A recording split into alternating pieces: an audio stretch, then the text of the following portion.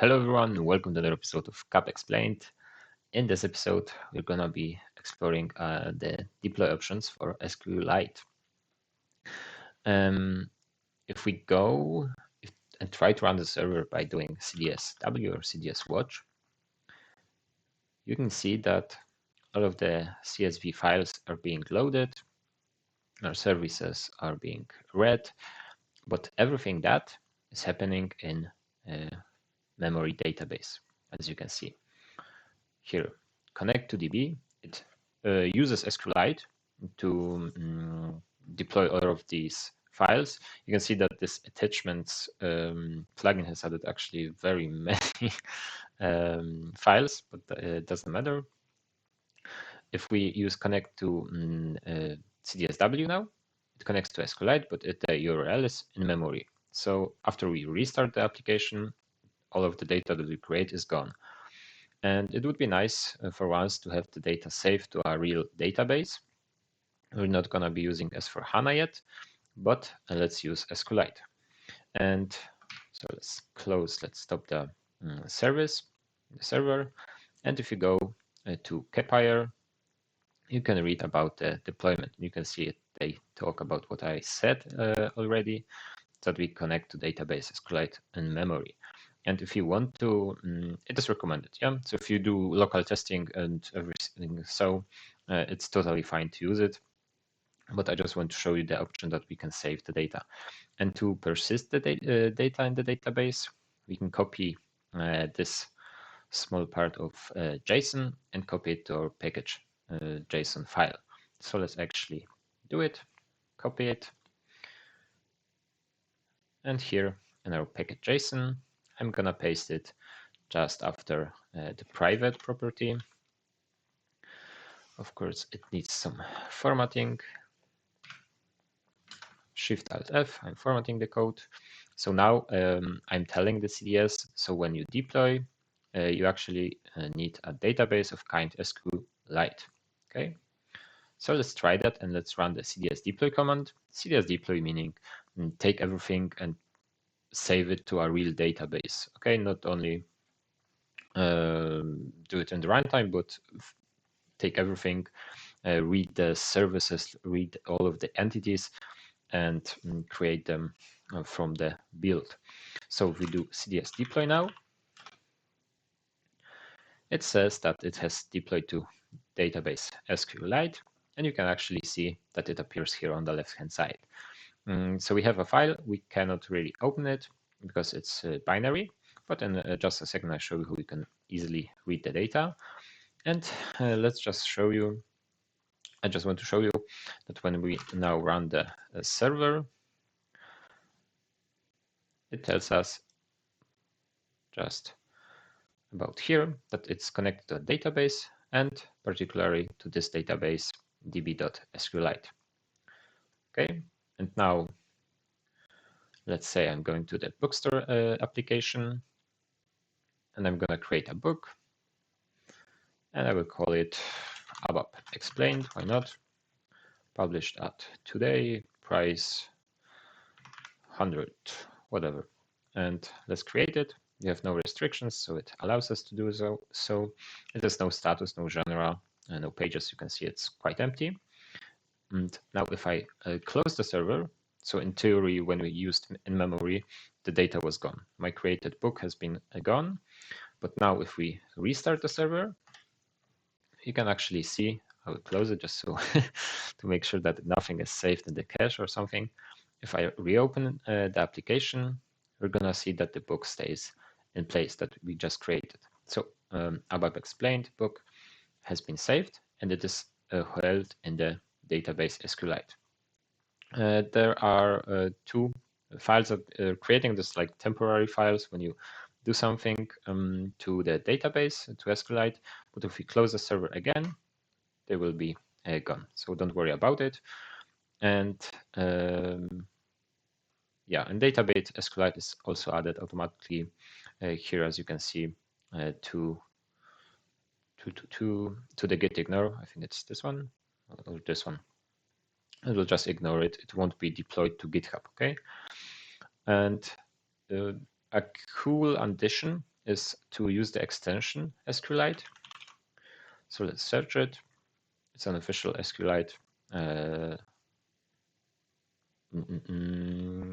extension, and let's install it. And this will enable us to open the database here in Bus, which is very cool.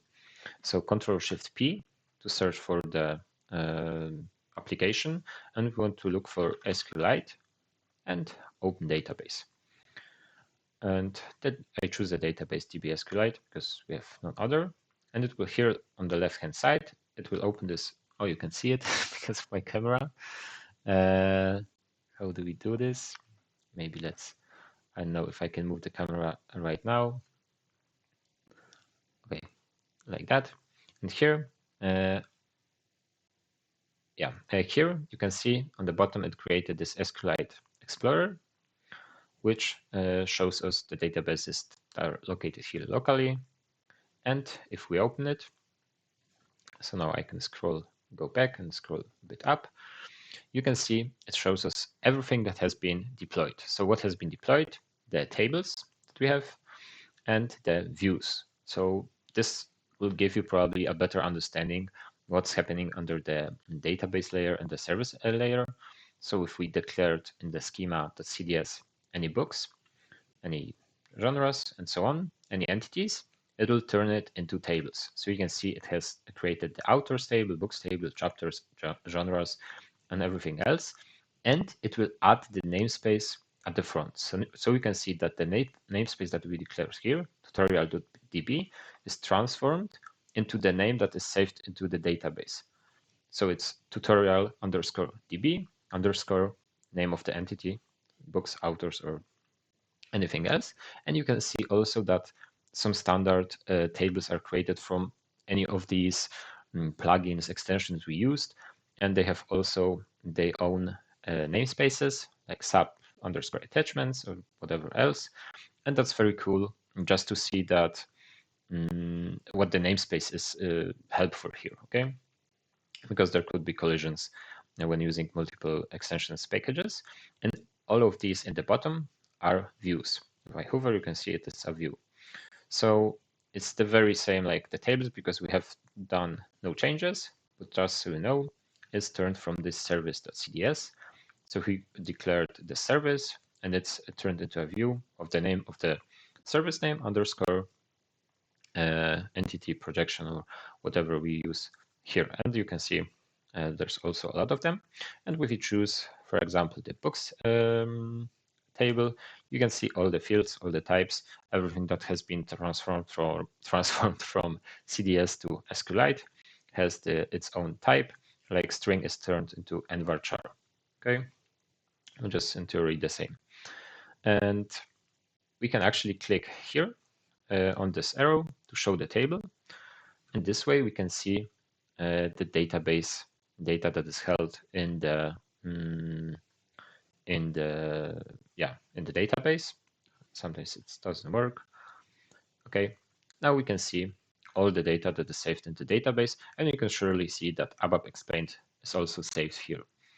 Okay, so and the server is not running, so we are 100% sure that this data has been saved into the database. I think I moved my screen a little bit in the recording.